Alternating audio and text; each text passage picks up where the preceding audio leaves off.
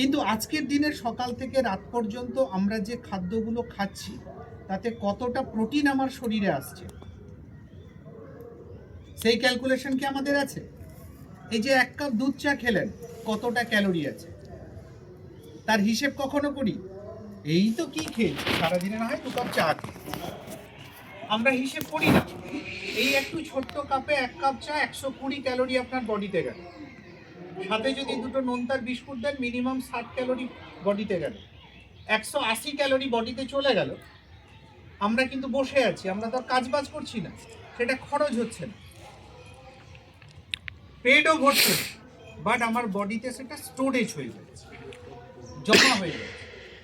এই খারাপ জিনিসগুলো জমা হতে হতেই আমাদের শরীরে নানা সমস্যা তৈরি করে। দেখুন, আমি এই কথাগুলো বলছি মানে ভাববেন না যে আমি একজন ডাক্তারবাবু এমবিবিএস বা এমডি পাস করে এসেছি। কারণ একমাত্র মানুষের যখন কোনো অপারেশনের প্রয়োজন হয়, যখন কোনো সিভিয়ার স্যালাইন দেওয়ার প্রয়োজন হয়, তখন ডাক্তারবাবু এমবিবিএস কিংবা এমডি ডাক্তারের প্রয়োজন হয়। কিন্তু যদি প্রশ্ন আসে যে আমাদের অসুখ পর্যন্ত না যাওয়ার জন্য কি উপায় নিয়ে চলবো, সেটাকে বলে লাইফস্টাইল, ভালো বাংলায় যাকে বলে জীবনশৈলী। আর সেই বিষয়ে বিশেষজ্ঞ হতে গেলে এমবিবিএস বা এমডি পড়ার প্রয়োজন হয় না। কারণ আমরা ছোটবেলা থেকে দেখে এসেছি, যখন বাচ্চা ছিলাম যদি বডিতে কোনো ইমিউনিটির অভাব হতো, সকালবেলা সর্দি কাশি, একটু জ্বর, গাটা ভার ভার লাগছে, দাদু ঠাকুমা ভেতর থেকে বলতেন দাঁতটা মেজে দুটো তুলসী পাতা মুখে দিয়ে ছিঁড়িয়ে খেয়ে নেয়। তাহলে আমার দাদু দিদা কি এমবিবিএস ডাক্তার ছিলেন? বাড়িতে কোথাও খেলতে গিয়ে পায়ে হোঁচট লেগেছে, একটু চুন আর হলুদ গরম করে লাগিয়ে নেয়, তাহলে তারা কি এমবিবিএস ডাক্তার ছিলেন? কখনোই ছিলেন। নানা গাছপাতার রস, কোথাও সে গুগলির রস, কত কিছু খেয়েছি ছোটবেলায়। একটু কাশি বেশি হলে বাসক পাতার রস খাওয়া, তাহলে তারা কি ডাক্তার ছিলেন? প্রপার কাজ হচ্ছে ওটা হচ্ছে লাইফস্টাইল সম্পর্কে তাদের অনেক ধারণা ছিল। আর আজকের দিনে দাঁড়িয়ে আমরা কিন্তু সেই জায়গাটায় পুনরায় ফিরছি এবং ফিরতে হবে। এই কারণে ফিরতে হবে কারণ আমি মেডিসিনের সাথে সাপ্লিমেন্টের কোনো সংঘাত নেই, কোনো রকম কোনো সংঘাত নেই।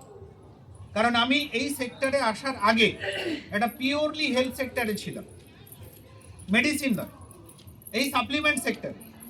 সেইখানে আমার সাথে সাথে আমি জুম মিটিংয়ে যখন থাকতাম, নিয়ার অ্যাবাউট 25 জন এমডি ডাক্তারবাবু আমার সকালে বসে আমার সাথে শেক খেতেন, সাপ্লিমেন্ট খেতেন, মেদিনীপুর থেকে তমলুক, প্রায় 25 জন ডাক্তারবাবু। কি দরকার ছিল? ওনারা তো ডাক্তারবাবু, কেন ওনারা সাপ্লিমেন্ট ব্যবহার করবেন? ওনারা জানেন যে অ্যাকচুয়ালি মানুষের শরীরে কিসের প্রয়োজন। স্যার বলছিলেন না এখন যে মেডিসিন কোন রোগটা ভালো করেছে, একটু আমাকে বলে দিন।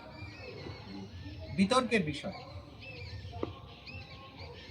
অ্যাকচুয়ালি মেডিসিনের গায়ে লেখা থাকে দেখবেন ড্রাগস। তো আমরা তো ড্রাগ মানে কাকে চিনি? হেরোইন, গাঁজা, মদ, এগুলো কি চিনি, তাই না?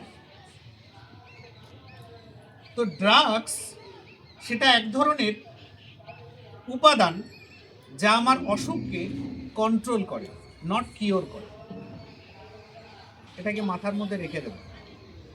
সেটা আমাদের অসুখকে সাময়িকভাবে কন্ট্রোল করে কিন্তু কিওর করে। উদাহরণ দিচ্ছিলেন স্যার না, সুগার হয়েছে, আমরা মাথার মধ্যে গেঁথে নিয়েছি যে মানুষের শরীরে একবার সুগার হয় তাকে সারা জীবন ওষুধ খেয়ে যেতে হবে, তাই তো?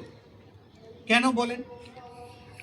ওষুধ কিভাবে কাজ করে, সুগারটা কেন হয় আমাদের শরীরে, এটা যদি আমরা জেনে নিতে পারি, আমরা অটোমেটিক সুগার থেকে বেরিয়ে আসতে পারি। সুগার কাদের হয়? আমরা কি কোনো মানুষ তারা কি চিনি খাই না, মিষ্টি খাই না? একেবারে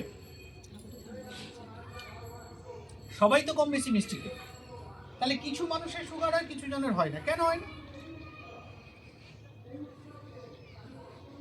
কারণ আমরা খাদ্যের মধ্য দিয়ে যতটা সুগার বডির ভেতরে নিই তার পুরোটা কিন্তু রক্তে মেশে না।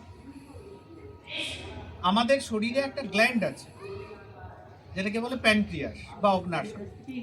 তার কাজ কি না, ইনসুলিন ইনহেন্স করছে।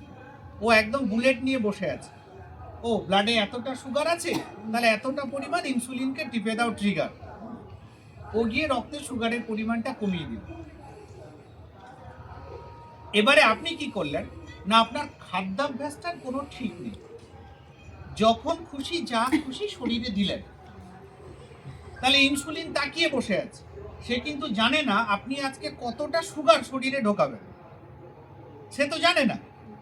দেখা গেল আপনি আজকে একটা বিয়ে বাড়িতে গেছেন, 10টা রাজভোগ সাঁটিয়ে দিলেন, ইনসুলিন হকচকিয়ে গেল, প্যানক্রিয়াস বাবা এতটা মিষ্টি ঢুকিয়ে দিয়েছে শরীরে, সে কি করলো আরো, ওটা তো ইলাস্টিসিটির মতো ব্যাপার, মানে গার্ডারকে টানলে যেরকম স্প্যাম হয়, ইনসুলিন নির্মাণ করার ক্ষেত্রে প্যানক্রিয়াসের কাজও তো।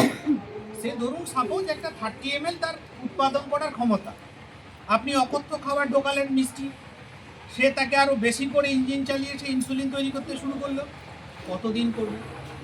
একটা গার্ডারকে যদি আপনি প্রত্যেক দিন একটু একটু করে টানেন, 5-7 দিন 10 দিন পরে যখন কি হবে সেরকম সহ্য করতে পারবে না।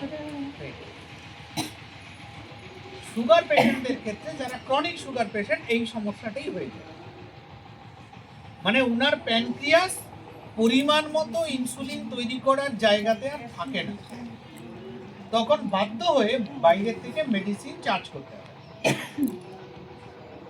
আচ্ছা একটা কথা বলুন তো, ডাক্তারবাবু বলেন সুগারের ওষুধ খেলে কি হয়, ব্লাডের সুগারের মাত্রাটাকে কন্ট্রোলে রাখে। কখনো বলতে শুনেছেন যে এই ওষুধটা নেন, এটা আপনার প্যানক্রিয়াসকে ব্যাকআপ দেবে যাতে ইনসুলিন তৈরি করে? কেউ বলে কি আমাদের হাইপার অ্যাসিডিটি হলে অ্যান্টাসিড আছে, অ্যান্টাসিড জেল আছে, এগুলো আমরা নিয়ে নিই। আচ্ছা কখনো ভেবে দেখেছি আমরা যে খাবারটা খাচ্ছি, আমার লিভার এবং স্টমাক যদি খুব সতেজ থাকে, তাহলে সে তো যে কোনো খাবারকে হজম করে দেবে, তার মৃতপ্রায় দশা বলে খাবারকে হজম করতে পারে না। অনেক মানুষ আছে দেখবেন মুড়ি খেয়ে নিলেও অ্যাসিড হয়ে যাচ্ছে, জল খেয়ে নিলেও অ্যাসিড হয়ে যাচ্ছে, তার মানে তার লিভার আর স্টমাকের অবস্থাটা কোন জায়গায় পৌঁছেছে একবার ভেবে দেখুন। এই যে কৌটোগুলো বসে আছে না, যাকে আমরা সাপ্লিমেন্ট বলছি, আপনাদের বলে দিই সাপ্লিমেন্ট কিন্তু কোনো মেডিসিন নয়, মেডিসিনের পরিপূরক। পরিপূরক কিরকম? আচ্ছা দেখবেন কোনো মানুষের যখন আপনারা যারা হেলথে কাজ করেন, যারা টিবি হয়েছে, আপনার ওষুধ দেন না, ডাক্তারবাবু সেই টিবি রোগীকে কি বলে বলুন তো, ভালো পথ্যটা খান। কেন বলে বলুন?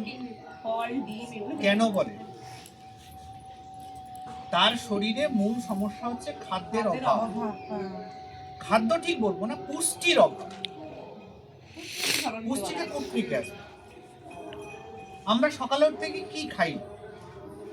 কেউ বাড়িতে শরবত খাচ্ছে, কেউ বা চা বিস্কুট দিয়ে দিনটা শুরু করলো, তারপরে কি খেলো? মুড়ি। ঘরে ভাজা মুড়ি তো খুব কম পাওয়া যায়, কেনা মুড়ি, তাতে কি আছে? ইউরিয়া আছে, অতিরিক্ত লবণ আছে। কি দিয়ে খাই? খুব জোরে একটা শশা, নাহলে কারো বাড়িতে চানাচুর, মিষ্টি ইত্যাদি ইত্যাদি, আলু ভাজা টাজা হলো, এটা দিয়ে খেলাম। কিন্তু আপনার শরীর জানে না আপনি তাকে কি দিচ্ছেন। আবার কিছু মানুষ আছে সকালে বাজারে গিয়ে লুচি পরোটা, ঘুগনি তরকারি, ডিমের কারি, আলু